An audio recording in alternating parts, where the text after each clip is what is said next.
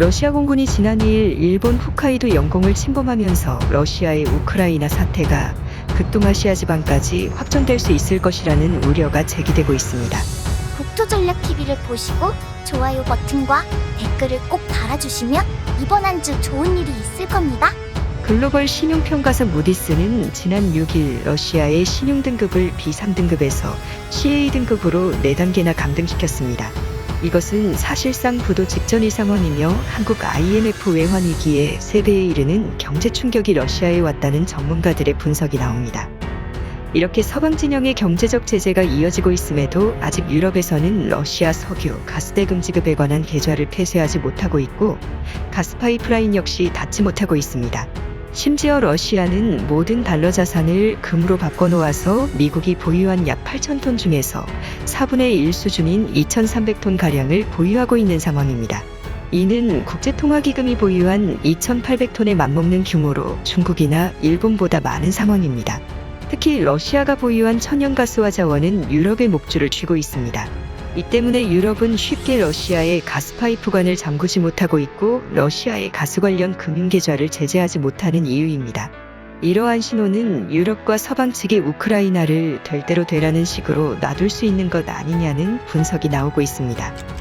현재 러시아는 우크라이나 전장에서 많은 열세를 거듭하고 있다고 서방 언론에서는 전하고 있지만 우크라이나 해안가 주요 도시들은 러시아군이 장악하였고 현재 우크라이나는 흑해를 통한 해양 물류 공급은 완전 차단되다시피 해서 인접한 비셰그라드 4개국과 같은 EU, 나토 회원국을 통해서 지원을 할 수밖에 없는 상황입니다. 현재 러시아는 흑해, 벨라루스, 우크라이나 동부 돈바스 지방을 통해서 전방위적으로 우크라이나를 압박하고 있는 상황입니다. 이러한 상황에서 독일은 제2차 세계대전 이후 징병제로 다시 회귀할 것을 검토하면서 재무장에 나서고 있습니다. 유럽 회원국들은 우크라이나를 지원하기 위한 목소리를 높이고 있지만 현재 유럽 각 국가들은 러시아에서 들려오는 가스밸브를 잠그지도 못하고 있는 상황 속에서 고작 할 수 있는 것은 약간의 물류 지원과 난민을 받아들이는 일뿐입니다. 유럽이 재무장에 나서면서 평화로웠던 유럽 각 국가들은 청년들에 대한 징병 제도를 다시 가동할 것으로 관측되면서 시민들의 자유가 제한되는 사회로 다시 돌아갈 수밖에 없을 것이란 관측이 나오고 있습니다. 2020년 질병 사태로 통제의 시스템을 경험했다면 이제는 정말 의무징병 대상으로서 자유가 박탈될 수 있다는 공포감이 유럽 각 국가들을 엄습하면서 전례 없는 새로운 세계적인 질서가 다시금 형성될 것이라는 관측이 나옵니다. 이러한 상황에서 러시아는 중국이라는 거대 경제권의 숨통을 틔워놓고 있고 중국 네티즌들은 러시아제 물건들을 대거 구매하는 등 러시아와 혈맹의 관계를 과시하고 있습니다. 마치 제2차 세계대전의 전모습, 주축국의 모습과 흡사하다는 관측이 나오고 있는 것입니다. 전문가들은 극동지방을 우려합니다. 중국과 러시아가 동시에 작전을 짜서 극동지방에서 거대한 확전이 일어날 수 있다는 경고가 나옵니다. 그럼 상황이 어떻게 돌아가는지 살펴봅니다. 첫 번째, 러시아의 홋카이도 침공 가능성. 지난 3월 2일 러시아가 우크라이나를 침공한 상황 속에서 러시아의 군용 헬기가 홋카이도 동쪽 끝 네무로반도 영공에 진입하는 도발을 했습니다. 이곳은 일본이 영유권을 주장하는 쿠릴열도 4개 섬과 인접한 지역으로 현재 러시아가 하부마이 군도와 인접한 반도입니다. 러시아는 근대기 일본과 어마어마한 갈등의 사건들이 있었는데요. 러시아는 일본에 의해 러일 전쟁 패배라는 엄청난 굴욕을 안겨줬던 사건이 있었습니다. 당시 서방에서는 동양의 작은 신흥국 일본이 거대 제국을 깨부쉈다며 대서특필하며 일본이 세계열강 무대로 데뷔하는 역할을 해줬던 사건입니다. 그뿐 아니라 러시아가 공산화된 직후에는 1918년에서부터 1922년까지 시베리아 개입 사건을 일으켜 일본은 블라디보스톡 등 시베리아 일부 지방까지 진입해 러시아군과 전투를 했었던 사건이 있었습니다. 그만큼 러시아와 일본의 관계는 일본과 중국 간의 관계와 마찬가지로 악연이 매우 깊습니다. 심지어 최근에는 우크라이나에 일본인 70여 명이 자원 입대를 하겠다고 우크라이나 주일본 대사관의 파병 의사를 밝히면서 러시아를 자극하고 있는 상황입니다. 이러한 상황에서 러시아가 일본, 그중에서도 홋카이도를 침공할 수 있을 것이라는 관측이 나옵니다. 홋카이도와 일본 도호쿠 지방은 원래 러시아의 땅이 될 뻔한 지역입니다. 독일이 동서로 분단됐듯이 일본도 북쪽은 러시아가, 남쪽은 미국, 영국, 자유중국이 나눠 통치하도록 계획했었던 것입니다. 현재 일본은 미일 간 상호방위 조약이 체결돼 있으나 전시작전 통제권이 일본 자위대에 있어서 무력 충돌이 발생했을 경우 전적으로 일본 자위대가 통제를 해야 합니다. 자칫 순식간에 홋카이도 일대가 러시아에 의한 장악이 이뤄질 수 있다는 겁니다. 하지만 전문가들은 러시아가 이러한 홋카이도 침공을 단독으로 계획하지 않고 중국과 양방향에서 공략할 가능성이 높다는 의견을 내놓고 있습니다. 두 번째, 중국의 대만 역공 가능성. 현재 미국을 비롯한 국제정세 분석가들은 현재 중국의 대만 침공 가능성이 높다는 경고가 나오고 있습니다. 미국 등 서방 세계가 우크라이나에 정신이 팔려 있는 사이 중국이 대만을 향한 강제병합 시도가 이뤄질 수 있다는 겁니다. 현재 대만은 친중국 성향의 국민당 정권이 있는 상황으로 대만 내에서도 친중 성향의 여론이 어느 정도 있는 상황입니다. 이러한 대만의 정치 상황 때문에 중국은 대만의 군대를 일순간에 무력화시키고 주요 정부기관을 장악하여 대만을 일개 중국의 지방정권으로 베이징의 통제를 받는 지방정부를 수립할 수 있다는 겁니다. 무엇보다 중요한 것은 대만의 TSMC와 같은 반도체 기업들입니다. 중국은 현재 반도체 공장이 없어 서방의 반도체 공급 제한에 속수무책으로 당하고 있는 상황입니다.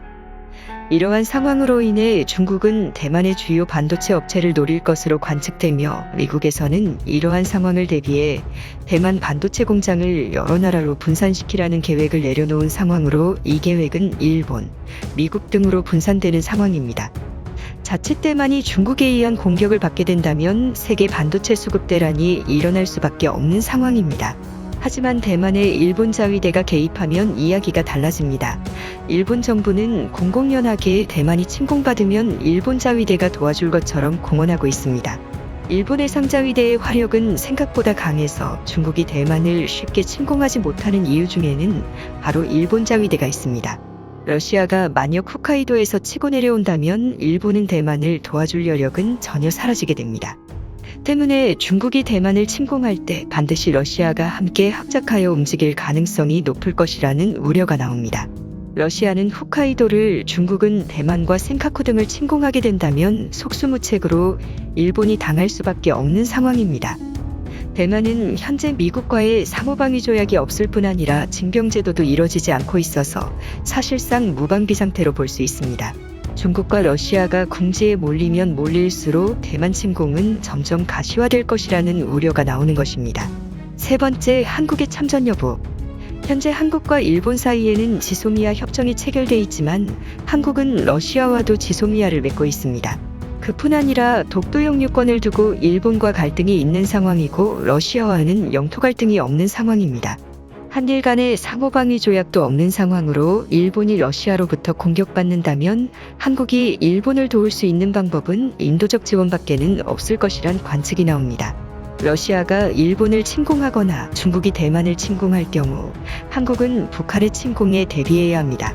북한은 현재 북중러 삼각동맹을 맺은 상황으로 자칫 북한의 남침이 이뤄질 수 있을 것이라는 관측이 나오기 때문입니다.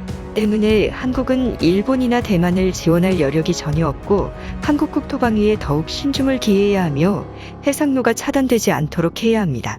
특히 한국은 현재 미국과만 상호방위 조약이 체결돼 있을 뿐 아니라 전시작전 통제권이 미국에게 있는 상황이어서 만약 중국, 러시아, 북한이 한국을 침략하면 그것은 미국을 침공하는 것과 같은 상황이기 때문에 북중러 그 어느 나라도 한국을 침범하는 일은 발생하지 않을 것이라는 관측이 나옵니다. 전문가들은 중국과 북한이 한국을 침입할 수 없는 주요 이유 중에는 한국의 미사일이 있습니다. 주요 한국의 미사일이 중국의 핵심 도시들을 겨누고 있고 한반도 전역이 고슴도치처럼 미사일 기지화가 이루어지고 있기 때문입니다. 이뿐 아니라 한미미사일 지침도 사실상 폐기돼서 사정거리 제한 없는 미사일을 만들 수 있게 됐습니다.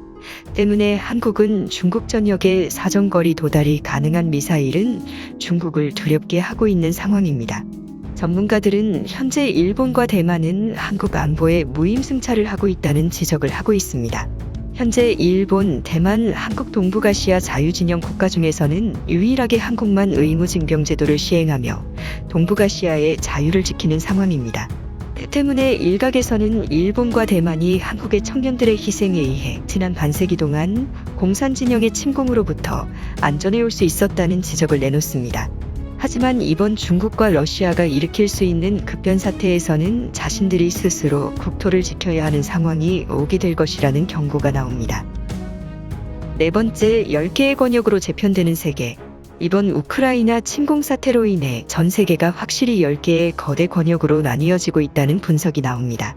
이것은 고대 예언서에 등장하는 말세의 상황대와 유사한 것이라는 분석은 흥미를 끌고 있습니다. 말세에 10개의 뿔, 즉 10개의 나라가 등장한다는 해석이 있어 왔습니다. 그동안 사람들은 유럽연합이 해체될 것이라고 믿어왔으나 이번 우크라이나 사태를 계기로 유럽연합은 단순한 국제기구가 아니라 하나의 국가나 정부처럼 똘똘 뭉쳐 군대와 의회, 법정을 모두 갖춘 나라다운 모습이 만들어지고 있습니다. 러시아 역시 우크라이나, 벨라루스, 카자흐스탄 등지로 자신들의 영향권을 확장해가며 자국의 영토를 확대하고 있습니다. 일각에서는 북미, 남미, 유럽, 호주, 동북아, 동남아, 러시아, 인도, 아프리카, 중동 이렇게 10개의 권역이 거대한 경제권을 이루며 새로운 세계적인 질서를 형성할 수 있을 것이라는 관측이 나오고 있습니다. 세계적인 미래지정학자 조지 프리드먼은 한국이 강력한 한미동맹과 한미경제협력의 바탕이 뒷받침된다면 한국은 동북아시아를 이끌어가는 강대국이 될 것이라고 전망하며 한반도는 물론 만주지방, 일본까지 섭렵하는 강대국이 될 것이라고 언급해 눈길을 끌고 있습니다. 그는 중국은 더 이상 한국의 중요한 교역 파트너가 될 수 없고 중국과의 교역 비중 대신 실가스로 인한 세계 최강의 부유한 국가가 되는 미국과 협력을 하는 것이 한국 경제에 이롭다는 분석을 내놓고 있습니다. 그렇게 되면 자연스럽게 공백이 된 만주지방이 한반도의 경제권으로 예속될 것이라는 전망을 내놓은 것입니다. 세계적인 긴장 상황이 지속되면서 전 세계는 권역별로 점점 결속이 강화되고 있습니다. 동북아시아도 유럽연합이나 러시아와 같이 더욱 강한 결속력을 지닌 지역이 될 것으로 관측되어지는 가운데 한국이 주도권을 잡게 될 수 있을지 주목됩니다. 국토전략TV 오늘은 이것으로 마칩니다. 감사합니다.